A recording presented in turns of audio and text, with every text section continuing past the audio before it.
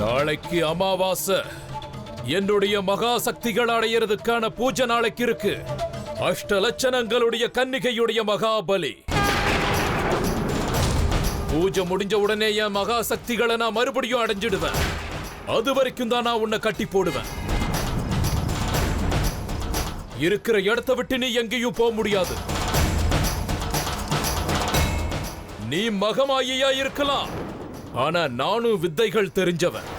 என்ன தடுக்கிறதுக்காக உங்ககிட்ட 100 வழிகள் இருந்திருக்கலாம், ஆனா அதுல இருந்து தப்பிச்சு வர எனக்கு 1000 வழிகள் தெரியும். திரும்பி வருவேன். என் மகா சக்திகளை அடைஞ்சிட்டு நான் திரும்பி வருவேன். அது வரைக்கும் இங்கேயே உட்கார்ந்து வேடிக்கை பாரு.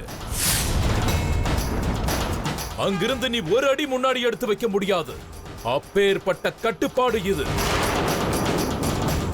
வாழ்க்கை பூரா நான் கத்துக்கிட்ட எல்லா வித்தைகளையும் இதுக்காகவே நான் தார வார்க்கிறேன். வருவேன், திரும்ப திரும்ப வந்துகிட்டே இருப்பேன்.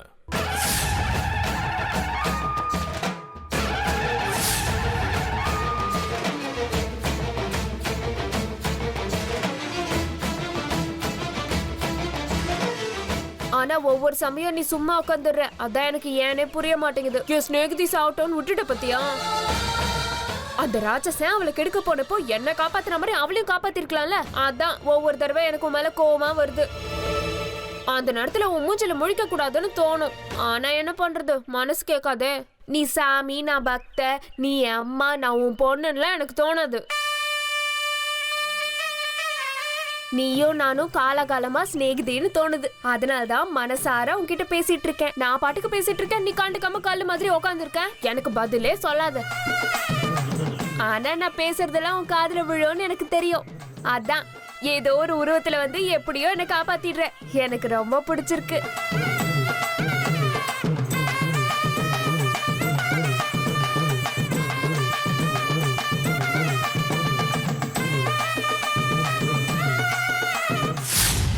ஏன் கடந்த கால கதையை உங்கள்கிட்ட சொன்னதுக்கான காரணம் உனக்கு புரிஞ்சிருக்கணும். இன்னொரு தடவை அண்ணன், தங்க, அப்பன், பொண்ணுங்கிற சம்மந்தத்தை பற்றி என்கிட்ட பேசாத. நாளைக்கு அமாவாசை.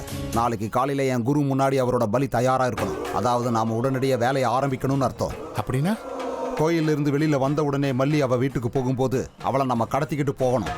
எப்படியும் காட்டுப்பாதை, ஆள் நடமாட்டம் இருக்காது. நான் முன்னாடியே விபூதியை தூவி அவளை மயக்கமடைய வச்சிட்றேன்.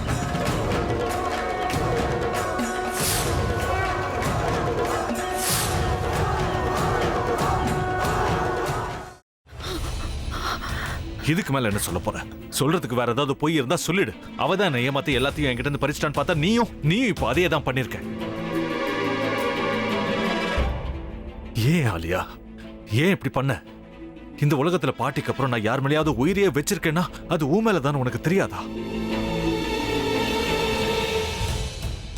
ஏன் இப்படி பண்ண ஆலியா? உனக்கு காசு பணம் அவ்வளவு முக்கியமா போயிடுச்சு. அதுக்காக நம்ம உறவை கூட மறந்துடுவியா?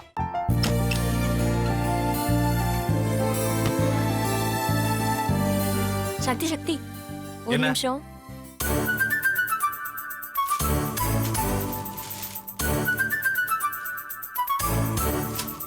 இந்தாங்க. என்ன இது? உங்களுக்கு பிடிச்ச பிராண்ட் செப்பல். இது என்ன, நான் தலையில வச்சுட்டு தூங்கணுமா? சரி, அதை விடுங்க. இங்க பாத்தீங்களா, டைம் பீஸ்.